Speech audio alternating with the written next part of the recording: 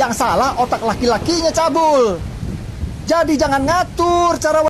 Saya sepakat dengan Abu Janda yang mengatakan bahwa ada ustadz yang memperkosa santrinya, maka yang salah adalah otaknya yang cabul. Bukan hanya ustadz yang memperkosa santri, pendeta yang memperkosa biarawati, ASN yang memperkosa orang sipil, bapak yang memperkosa seorang anak, paman yang memperkosa keponakannya, dan yang memperkosa tetangganya, siapapun yang memperkosa, bahkan aparat pun yang memperkosa orang sipil, itu otaknya yang cabul dan salah dan harus dibenahi. Saya sepakat dengan itu. Tetapi ketika argumen Abu Janda mengatakan, tapi jangan diatur wanita berpakaian.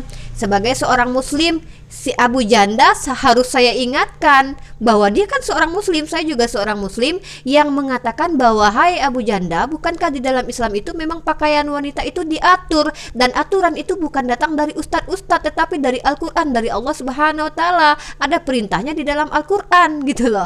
Dan lalu ketika Abu Janda mengatakan, ya pakaiannya tuh nggak salah, mau dia bercadar kek, kalau dia akan jadi korban pemerkosaan tetap akan diperkosa oleh orang yang cabul. Bahkan laki-laki, jangankan lihat orang bercadar, lihat ayam saja kadang ada yang nafsu.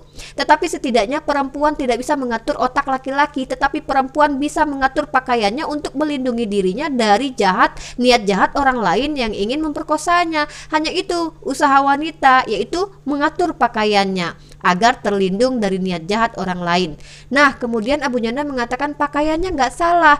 Iya, mungkin kalau santri yang diperkosa itu bukan salah pakaiannya memang, tetapi masalahnya, apakah pakaian terbuka yang kata Abu Janda di Bali biasa dilakukan orang itu tidak salah di dalam Islam?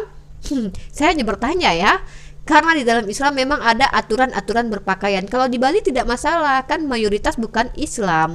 Dan lagi pula, siapa yang mengatur orang-orang di Bali yang mayoritas non-Islam itu berpakaian harus seperti orang Islam? Gak ada, saya rasa ya. Tidak ada aturan mayoritas umat Islam itu memaksakan kehendaknya di negeri yang mayoritas non-Muslim seperti di Sumatera Utara harus memakai pakaian berhijab. Kalau begitu kan orang-orang non-Muslim bisa mengadu ke pemerintah. Saya rasa tidak ada mayoritas Islam memaksakan pakaian Islam di mayoritas orang non-Islam, kecuali daerah-daerah yang memang menerapkan hukum syariat Islam ya. Jadi harus jelas-jelas dulu nih Abu Janda, jangan mengatur pakaian wanita untuk siapa nih. Kalau untuk umat Islam ya memang pakaian wanita itu diatur dalam Islam. Lalu kalau untuk non-Muslim, emang mayoritas Islam mana yang telah memaksakan kehendaknya untuk negeri yang mayoritas di luar Islam? Contoh di Bali, di Sumatera Utara, di Manado harus pakai pakaian seperti wanita Muslim. Siapa itu pelakunya?